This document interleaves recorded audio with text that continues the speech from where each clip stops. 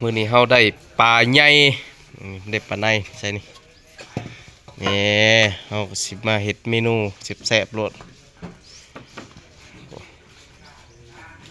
มีรูจับนั่นเบิดนั่นเบิดแล้วก็จับกิน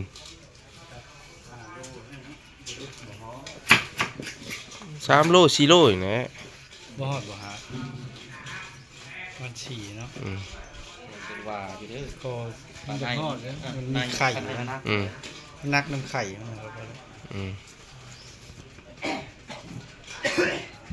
ปลาน้ำโขงเนาะ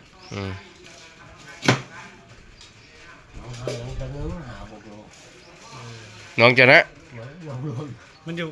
มีบ่มันอยู่เป็นคู่เลยคันได้ตัวหนึ่งแล้วก็ตัวสองนั่นเลยนะเป็นคู่ปลาเป็นคู่เองเนาะอยู่เป็นคู่เป็นฟูงเหรออยู่น้ำมันเป็นไม้ที่คลองบอกชุกซองสันขาดบ่ปลานี่เนาะ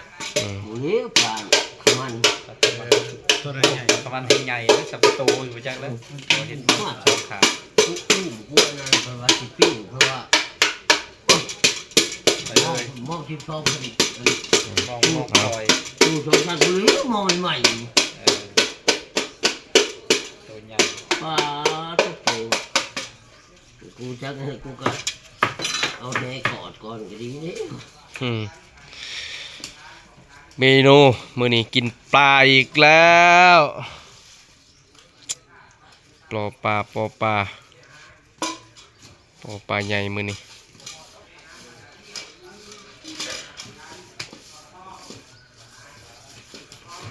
เงินมาได้มื้อนั้นแต่กูให้คนทุกวีที่ได้กินได้3 มื้อกูเบิ่ง